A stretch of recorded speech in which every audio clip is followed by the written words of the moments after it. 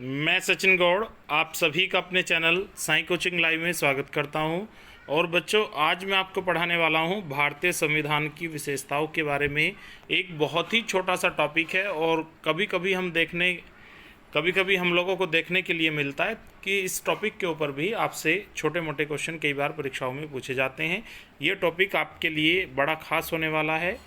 उत्तर प्रदेश लोक सेवा आयोग में और यूपीएसआई में, यूपी ट्रिपल एससी में, यूपी टेट में, साथ ही साथ डीएसएसबी, पुलिस एग्ज़ाम, सीटेट और एसटेट जिसको हम सुपर टेट भी बोल सकते हैं, इन सभी परीक्षाओं में ये जो अध्याय है ये काफ़ी खास होने वाला है। जो बच्चे चैनल के साथ लाइव जुड़ चुके हैं उन सभी बच्चों ने जय हिंद लिखकर अपनी अटेंडेंस सबमिट करा देनी है। उसके बाद हम इस क्लास को कंटिन्यू करने वाले हैं। चलिए बच्चा, जिन बच्चों ने जय हिंद नहीं लिखा है तेज़ी के साथ सभी बच्चों को अपनी अटेंडेंस सबमिट करा देनी है। केवल एक स्लाइड का बहुत छोटा सा 3 से 4 मिनट का एक टॉपिक है, इसके ऊपर हम लोग बात करने वाले हैं। बात कीजिएगा बच्चा संविधान की विशेषताओं के बारे में। तो यहाँ पर आपके पास पहला पॉइंट है, डिस्प्ले के ऊपर देखिएगा सभी बच्चे ध्यान से। संविधान की जो विशेषताएं हैं उसमें पहली विशेषता ये है कि हमारा जो संविधान है वो काफ़ी लिखित और फैला हुआ है। दुनिया का सबसे बड़ा और लिखित जो संविधान है वह किसका है? भारत का है। ये आप लोगों को ध्यान रखना है।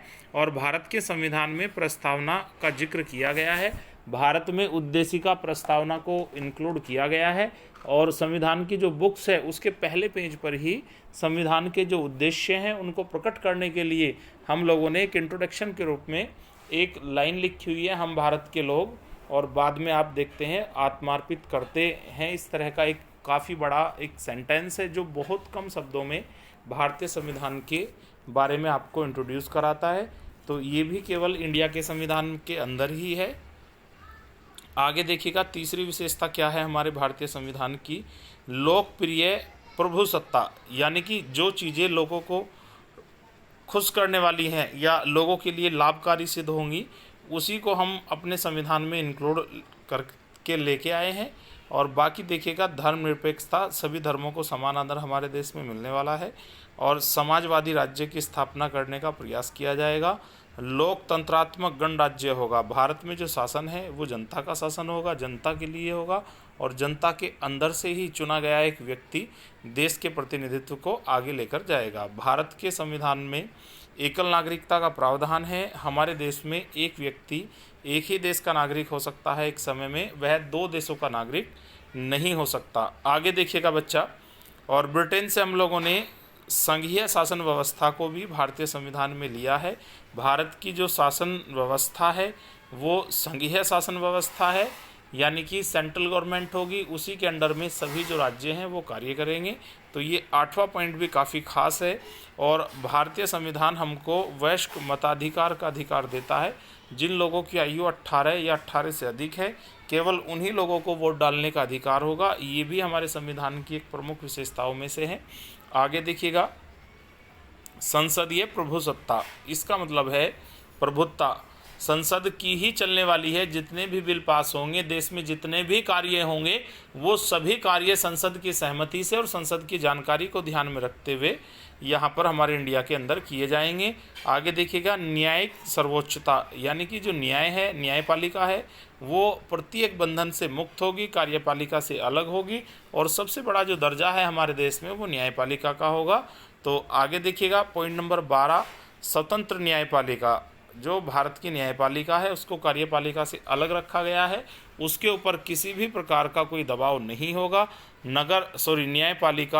न्यायपालिका स्वतंत्र रूप से आपकी कार्य करने वाली है। देखिएगा आगे क्वेश्चन नंबर 13, संसदीय शासन प्रणाली, शासन किसका होगा? संसद का होगा।